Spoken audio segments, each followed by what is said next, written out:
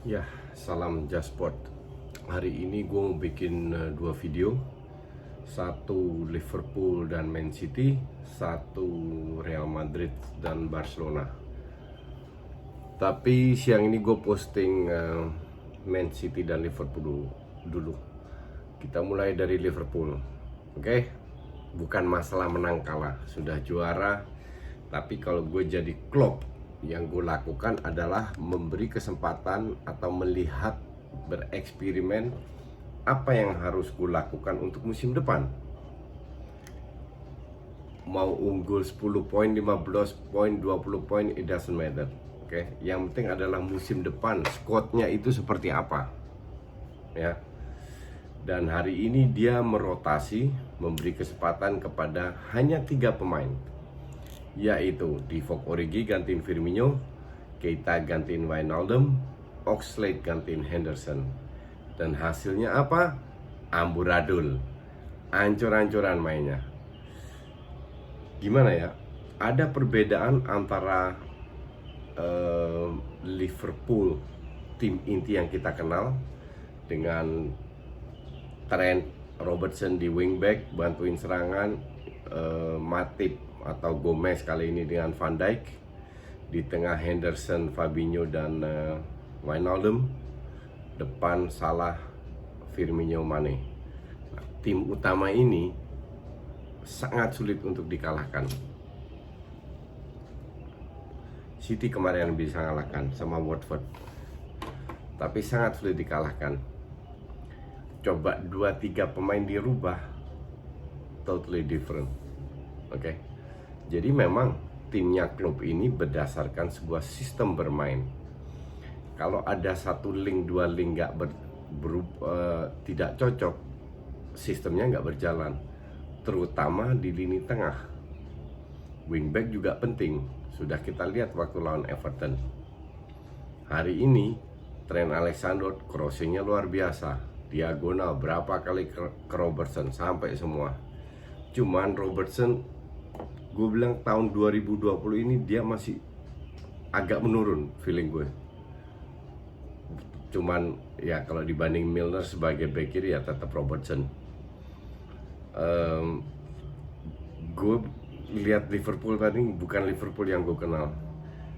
Bermain cepat, biasanya dengan tim inti mereka bermain cepat dan kontrol. Alurnya jelas, positioningnya jelas. Tadi itu gerasa gerusuk mainnya. Gerasa gerusuk dalam arti berusaha main cepat tapi tidak terkontrol, sehingga cepat sekali bola hilang dengan salah passing atau dengan apa.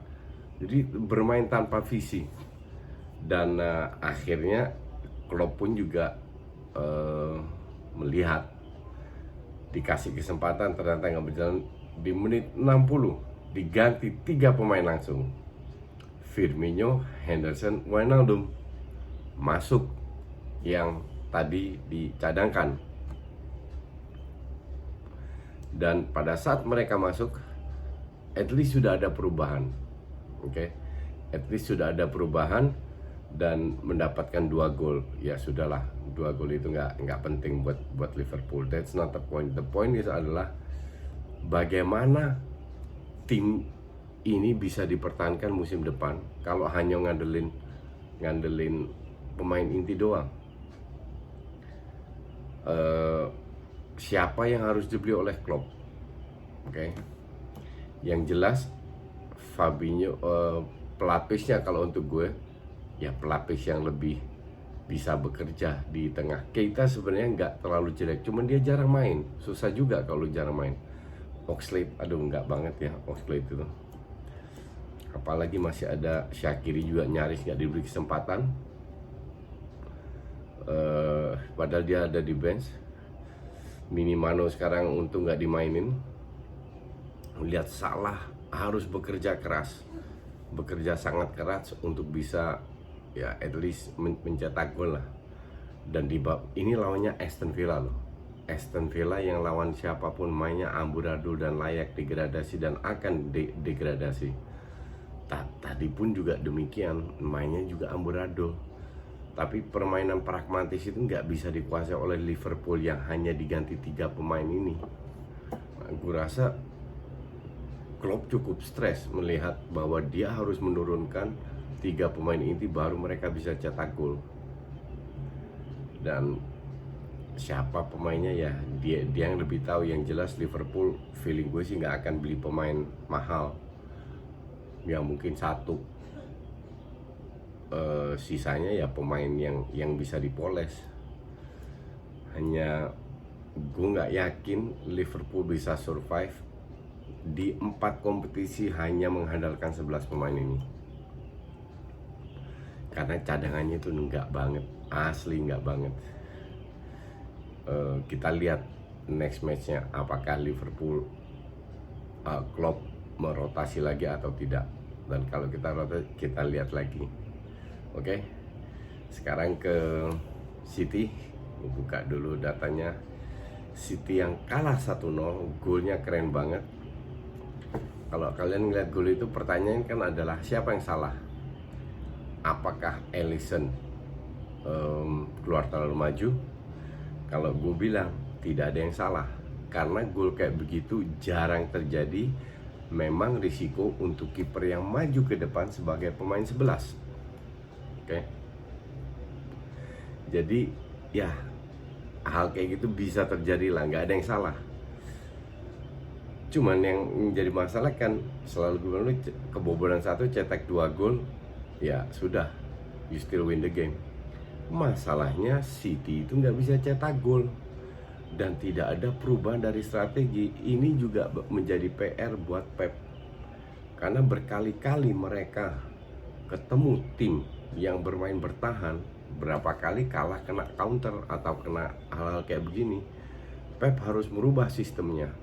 Liverpool pun ketemu dengan tim-tim tim yang bertahan, tapi mereka bisa tembusin.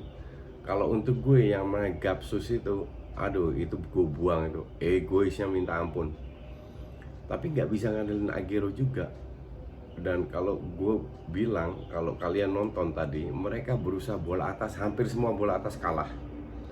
Artinya mereka butuh pemain untuk musim depan yang jago heading. Sebenarnya City itu nggak main jelek. Akhirnya walaupun sebagian besar cadangan yang main, Bernardo Silva gue bilang nggak cocok dengan sistemnya Pep. Kenapa? Karena dia terlalu banyak dribbling nggak jelas. David Silva ya oke. Kemarin tadi Zinchenko yang main, bukan Mendy. Eric Garcia ya oke, not bad. Fernandinho oke. Kevin De Bruyne cadangan. Walker cadangan. Gundogan cadangan. Sama Phil Foden. Akhirnya De Bruyne, Phil Foden doang yang masuk. Gue nggak ngerti berapa peluang. Kalau kita lihat shotsnya ya, feeling gue sih lebih banyak loh. Shots on target 6, shots off target 10, 16 shots. Kayaknya lebih banyak, banyak banget shots. Banyak yang keblok. Ya, banyak banget yang keblok. Minimal 6, 5, 6, 7 shots keblok. Mereka hanya 4 shots on target, 2 off target. Ball possession 70-30. Jadi Pep harus bermain harus punya plan B, plan C pada saat stuck. Karena nggak bisa 1 tahun bermain seperti ini gagal karena mereka nggak tembus, kurang kreativitas, itu oke. Karena 2 tahun sebelumnya kan udah ada juara. Tapi tahun depan nggak bisa kayak begini lagi. Kalaupun tidak juara, selisihnya nggak terlalu banyak kayak sekarang. Kalau sekarang ini benar-benar memalukan. Bahkan City kalahnya lebih banyak daripada Arsenal. Kebayang nggak lo? City yang kemarin ngehajar Liverpool. Kenapa? Karena Liverpool juga ngepres. Yang lain kan bertahan semua. Nah itu yang repot. Kalau gue bilang sih banyak pemain.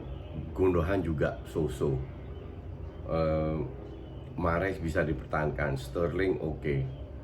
Sterling udah mulai bangkit lagi. Sebelum break ini ancur-ancuran mainnya. Gapsus buang. Aguero terlalu tua sebagai pelapis oke. Terus Mendy, Zinchenko ya masih 50-50. Bernardo Silva kalau gue sih ada yang mau beli mahal jual aja, cari pemain yang lebih kreatif juga, yang kurang ngegoreng, kasarnya begitu. Sama ya center backnya itu Otamendi nggak bisa diandelin, Johnson juga nggak bisa diandelin. Jadi City feeling gue sih akan ngerombak timnya untuk musim depan. Nah, harus ada striker yang jangkung ya, kalau bisa setipe Peter Crouch gitulah, yang jago bola atas. Lewandowski saya nggak bisa dijual, padahal dia cocok banget. Pemain kayak Lewandowski, Benzema itu cocok banget main di City. Tapi ya mereka kayaknya nggak dilepas, jadi harus cari ya, atau mungkin Luuk de Jong yang sangat tinggi, bisa menang bola-bola atas yang sekarang main di Sevilla. Kita nggak tahu, karena kalau tetap seperti ini lagi City akan stuck dengan passing kiri kanan doang, bola atas kalah semua lawan Soton loh padahal. Dan Soton bermain ya very solid, dan tim kayak gini kan akan sering ditemui oleh City. Ya itulah, IPL sangat tidak bisa diprediksi. Kita lihat masih ada 5 match lagi. Kalau gue bilang semoga sampai di hari terakhir akan menjadi seru. Oke, thanks for watching.